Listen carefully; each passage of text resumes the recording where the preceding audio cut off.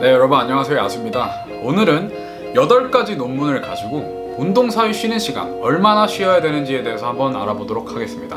들어가기 앞서서 쉬는 시간을 줄였을 때랑 늘렸을 때 우리 몸이 어떤 반응을 하는지부터 알아볼게요. 자, 쉬는 시간을 줄이게 되면 그만큼 근육에 가해지는 스트레스가 커지는데 이 힘든 스트레스를 어려운 말로 대사 스트레스라고 불러요. 다시 한번 따라해볼까요? 대사 스트레스. 자, 그러면 만약에 쉬는 시간을 늘렸어요. 늘리게 되면 당연히 쉬는 시간을 줄였을 때보다 무게를 조금이라도 더 들거나 횟수를 하나라도 더 할 수 있게 되겠죠. 이럴 때 우리는 운동 볼륨이 늘어나요. 운동 볼륨이라는 거는 굉장히 중요한 주제라서 제가 다음에 큰 비디오로 다룰 거니까요.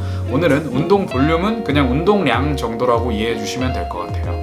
자, 그렇다면 이 대사 스트레스와 운동 볼륨 모두 근성장에 있어서 중요한 요소들 중에 하나인데요. 우리는 이제 쉬는 시간을 줄이는 것과 늘리는 것은 대사 스트레스와 운동 볼륨 중에 어떤 것이 더 근성장에 있어서 중요한가의 싸움이 되는 거예요. 다행히도 정확한 이 목표를 위한 실험이 하나 있었어요.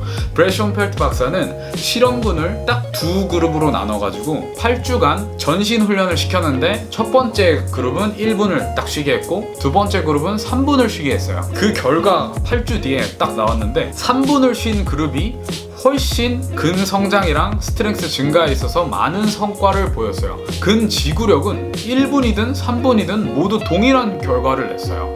자, 그럼 이 실험에서는 1분보다는 3분을 쉬는 것이 훨씬 효과적이라는 것을 알 수 있죠. 그리고 글직 박사, 발음이 어려우니까 그냥 그지라고 할게요. 그지 박사는 2017년에 6가지 논문을 분석한 메타 분석 논문을 내놓는데, 메타 분석이 무슨 말이냐면 시중에 나와 있는 운동 쉬는 시간과 관련된 논문을 다 모아서 그 논문들을 다 분석을 해서 어떠한 통계적인 기법을 사용해서 결론을 내는 걸 말해요. 그러니까 쉽게 말해서 이 6가지 논문을 보고 자기가 이렇게 생각한다고 딱 말하는 거예요. 그래서 이 그지 박사가 내린 결론은 1분보다 많이 쉬는 것이 근성장에 있어서 이득이라는 뜻이에요.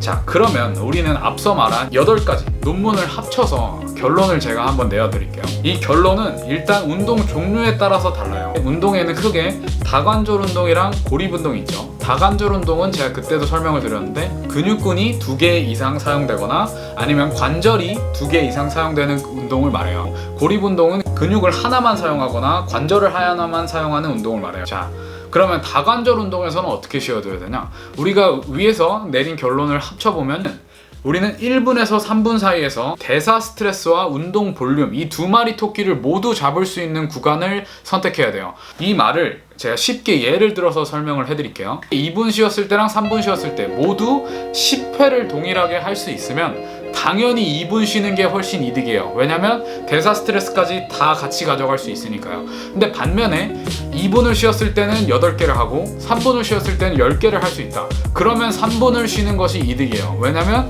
위에 논문에서 그렇게 얘기를 했잖아요. 근데 이 실험은 8에서 12의 범위로만 진행이 된 실험이에요. 그러면은 이제 스트렝스 훈련을 하는 사람들은 3에서 6회 범위의 훈련을 하는데 이 사람들한테는 이 실험이 해당되지 않아요. 제가 이거에 대한 연구는 확실히 있지 않아서 정확히 몇 분을 쉬라고는 얘기를 못 해드리지만 일반적으로 스트렝스 훈련은 3에서 5분 쉬는 것이 적당하다고 나와 있어요. 근데 위에 실험 결과를 참고하자면 볼륨을 더 많이 채우는 것이 유리하니까 최대한 회복이 많이 될 때까지 기다렸다가 운동을 하는 것이 이득이라고 생각해요. 이거는 제 생각이에요. 이거는 어떤 결과가 있는 게 아니라.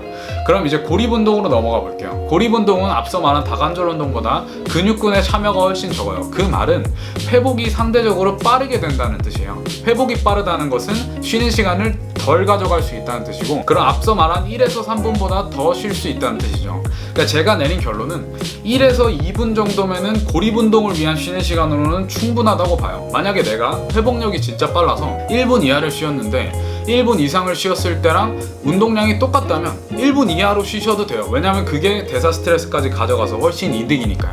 이렇게 다관절 운동은 1에서 3분 사이에서 본인이 2마리 토끼를 다 잡을 수 있는 곳, 그리고 고립 운동은 1에서 2분 사이에서 본인이 2마리 토끼를 다 잡을 수 있는 곳을 선택하시면 될 것 같아요. 자, 오늘은 이렇게 8가지 논문을 가지고 운동 사이 쉬는 시간 얼마나 쉬어야 되는지에 대해서 알아봤는데요. 자, 영상이 유익하셨으면 구독과 좋아요 한 번씩 부탁드리고, 저는 앞으로도 이렇게 과학에 근거한 얘기를 해볼까 합니다. 앞으로 영상도 많이 기대해 주시고 오늘 영상 여기까지 하겠습니다. 감사합니다.